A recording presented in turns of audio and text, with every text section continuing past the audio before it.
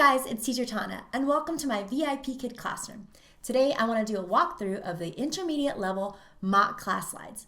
If you don't have a referral, feel free to use my code here below and email me at hiteacher.tanna@gmail.com so that I can get you some more resources that will help you during the hiring process. Okay, let's get started. One important thing to note is that there are 2 lessons provided for you in the classroom that you're going to use to prepare. However, your mock class mentor will choose one of the 2 lessons for you to teach in your mock class, but make sure that you're prepared for either one of them because you're not sure which one the mock class mentor will choose for you. This is great news for you as an applicant because when I applied back in 2017, we actually had to learn both and do both during the interview process, which is really intimidating. So I'm really excited that that's not the case for you anymore. The first lesson is called Lesson A, pretty appropriate. In this lesson, these are the objectives, and make sure that for whichever lesson you are really clear with and fulfill all the objectives for that lesson. That is prime for getting yourself hired. So the lesson objectives are grammar-wise, you want to review and teach the students the words aren't and don't. Phonics-wise, the soft C, and then the target vocabulary that you need to hit for this lesson are country and countries, flag, represent, capital, landmark, and landmarks. All right, the first slide you're going to see, just like on any VIPKID class, is the greeting slide. Now, this is an older student, so you want to have a greeting, but you also want to use that greeting to gauge the student's ability level. So you're going to maybe ask a few more get-to-know-you questions and really get that student comfortable with you. So one way that I might teach the slide would be like this. Hi, I'm Teacher Tanna. What's your name? Hi, John. How are you today? Oh, great. That sounds great. Did you go to school today? You did? What did you learn in school? Oh, you took math and piano today. That's awesome. Okay, well, are you ready to do a little bit of English with me? Perfect. Today's lesson is My Country, My Culture. Let's do it. So notice here how I actually went over what the lesson was going to be. I also greeted my student warmly, and I gave them a chance to tell me about their day. Students in this level have studied English for 2 years, so they're ready to show you what they know, and they're really excited about having this conversation with you. Especially if you've had this student for multiple lessons, they probably have something that they want to share, and they're excited to tell you about. So give them the opportunity to do so right away. The second slide inside a VIPKID classroom lesson will always be a reward. So you want to introduce your reward to the student right away to keep them motivated. Now, I don't suggest that you use the one that's given already here for a few different reasons. First, sometimes it can be a little too babyish. Second of all, it could be a reward that they've seen multiple times. So it's just kind of lost its luster for them. So one of my favorite ones for these higher level kids is called the What I Am Guessing game. And I think I bought this off Oriental Trading and I've loved it. And I definitely recommend something like this. You don't have to buy it. You could create it yourself if you'd like. And I went ahead and pulled some cards that have to do with location because this whole lesson is about location. So I pulled them and this is how my reward works. Basically, I tell the student, I give the student some clues. So you can see the clues here. And then I hope that they can guess what the location is. So in this case, it would be a swimming pool. So this is how I would introduce my reward system for this intermediate level class. When you do a good job, we will play the guessing game. Can you guess what's in the box? Yes, you can. I can't wait. All right. And that's it. So I opened it, I let them know what it is, and I gave them like a little teaser to get them excited about it. Right, so I know I'm going to be teaching a lot of vocabulary in this lesson. I know that because I looked at my objectives, which is really important for you to do before you start doing anything in the lessons.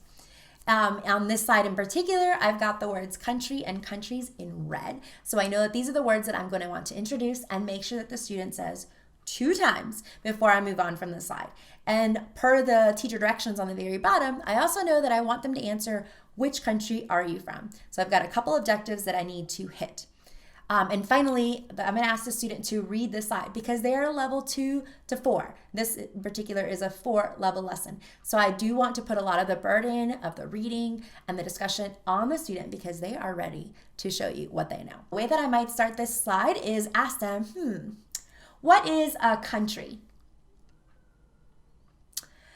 Yes, very good. China is a country. Good job, John.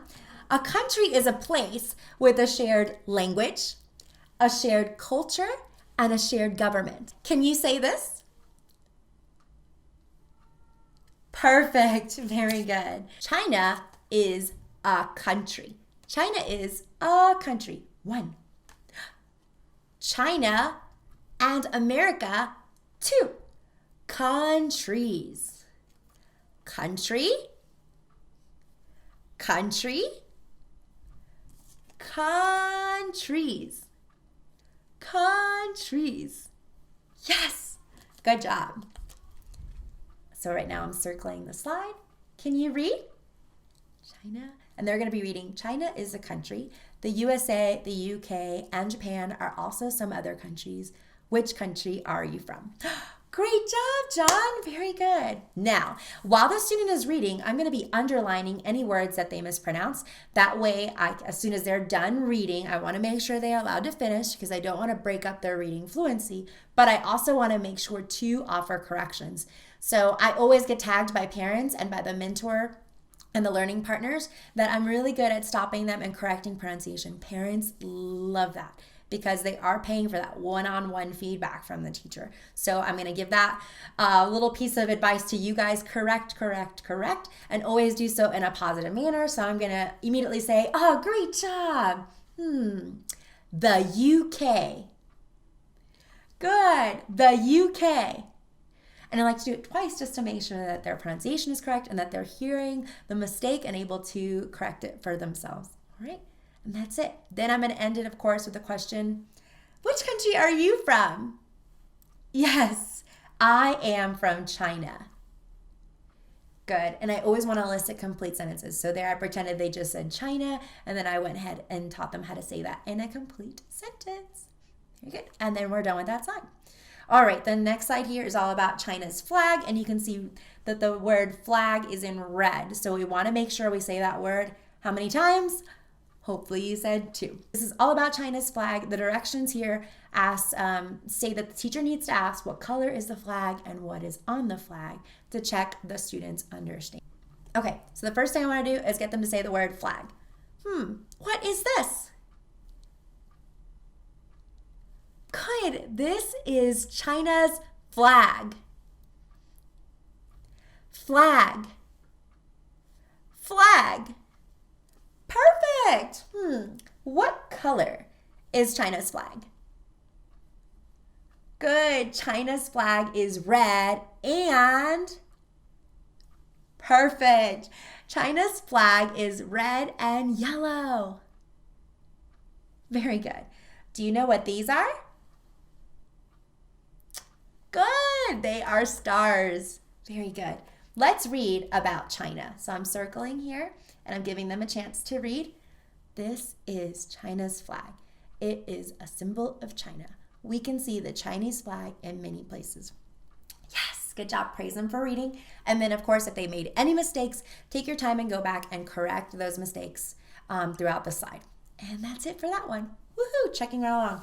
All right, then our next slide is more vocabulary, and this time we're teaching the word represent. So represent is a little bit more of a difficult concept to explain, and they unfortunately didn't give us a definition here, so we're going to have to kind of do it on our own. I'll show you how I would do it, but maybe think about your personal way of showing what represents means. All right, so before any of that though, I want to make sure to get them to say the word represent twice because it is highlighted in red. So, represents. Represents. Do you know represents? What if I tell you the American flag represents America? That means when I see the American flag, I think America. What does dino represent? When I see dino, I think VIPKID. Very good.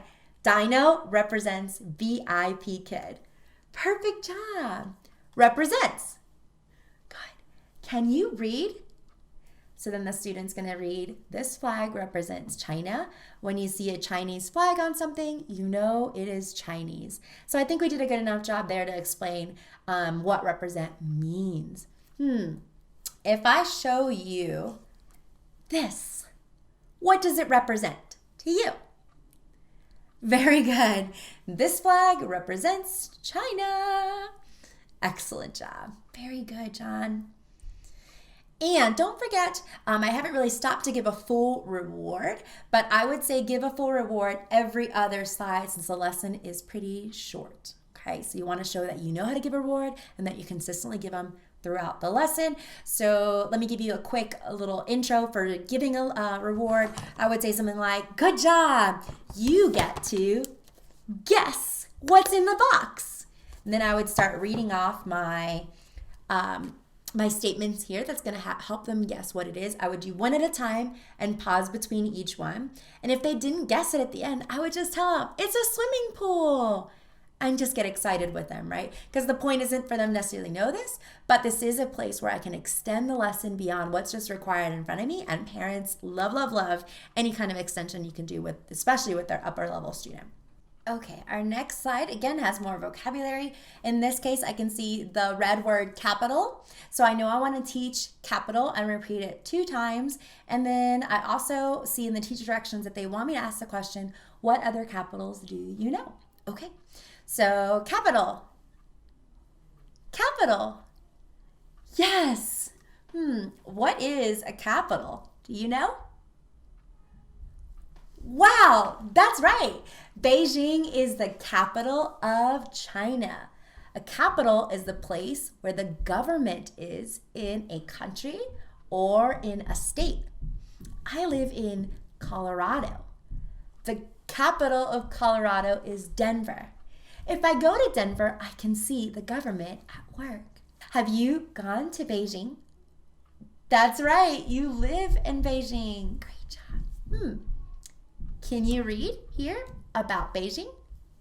So the student's going to read, Beijing is the capital of China. A capital is the city where the government is. Good. All right. And don't forget to make any corrections that you need to there. But then you want to end the slide with the question, what other capitals do you know? What is the capital of the USA? That's right, Washington, D.C. Perfect job. Very good, John. Okay, let's keep going. So for this slide, I'm teaching the student the word landmark. All right, so I want to have lots of examples because landmark can be kind of an arbitrary word, maybe more difficult for a student to understand. So the first thing I'm going to do is have them just repeat landmark 2 times, which is what I want to do on every single slide whenever new vocabulary is introduced. I know you've heard me say that a million times, but I really want it to get into your brain and become automatic behavior. Okay, landmark. Landmark. Good. What is a landmark? Do you know? So I always give a student an opportunity to tell me what a landmark is. But in this case, I'm going to pretend that John has no clue what I'm talking about. I have a picture. Do you know what this is? Yes, this is the Statue of Liberty. Very good. Do you know what this is? Yes, this is the Eiffel Tower. Very good. What about this one? This is Big Ben in London. Great job. These are all examples of landmarks. A landmark is a place that you see and you say, I know where it is. I know what it is. This is the Eiffel Tower and it is in Paris. Or this is the Statue of Liberty and it is in New York. Yes? All right, great job. Here is a very famous landmark on this slide. So I'm going to circle landmark. What landmark is this? Yes, exactly. This is the Great Wall. Very good. This is the Great Wall. Okay, so now I'm going to circle it. Can you read about landmarks? And the student's going to read, there are many places or buildings that are easily recognized and help you know where you are. You call them landmarks. Perfect. All right. Good job. Now I'm going to extend a little bit, right? Because I just taught them a pretty difficult concept. I might say something like, do you know another landmark? Yes, the Great Pyramids. Where are the Great Pyramids? Yes, the Great Pyramids in Egypt. Excellent job, John. Very good. Now it says here we've got some more red writing, and we know that the goal of this slide is for the student to read. How do I know that? It's literally labeled let's read. So if you've noticed, there's a lot more reading and a lot more of responsibility on the student in this intermediate level mock lesson. Okay, so I might circle China here and just get them to tell me a little bit about it. So I might say something like, country. Country. What country is this? I'm going to circle the picture there of China. Good. China. This is China. Great job, John. Can you read about China? So now I'm circling the text and I'm giving the student opportunity to read. My country is China. That's what they're reading. It is a very large country in Asia. I live in a city called Beijing. Beijing is the capital of China. It is in the north of China. The government of China can be found in Beijing. All right, good job. Don't forget to offer corrections as needed. And then, yeah, that's it. This slide is done. Good job, John, and good job to you for practicing this.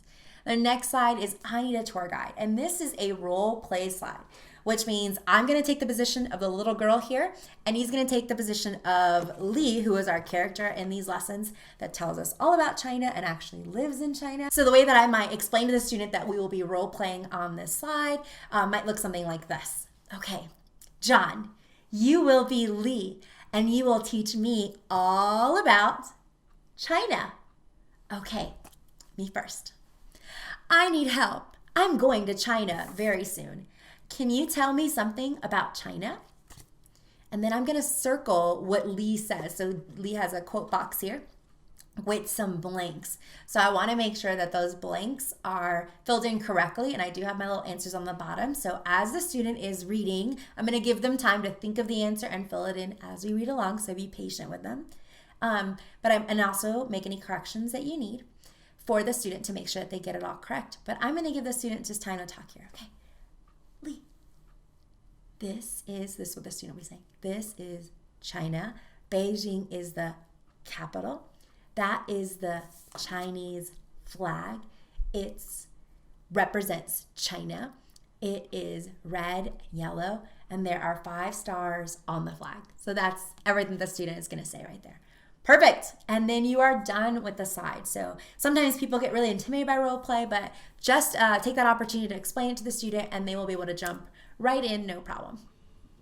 All right, and our next slide is grammar, and we cannot go through a mock lesson without showing our expertise or our ability to teach grammar. So here we go. Let's show them how we do it. So in this grammar lesson, we are teaching them all about contractions. And the contraction here is between the word are and not, aren't. Okay, an important thing to explain to them is that when we put these 2 words together, are and not, we actually replace the O with an apostrophe. Okay, so this is one way that I might introduce this to the student. Are, not, aren't. Very good. Are, not, aren't. When we put these 2 together, look, no O. No O.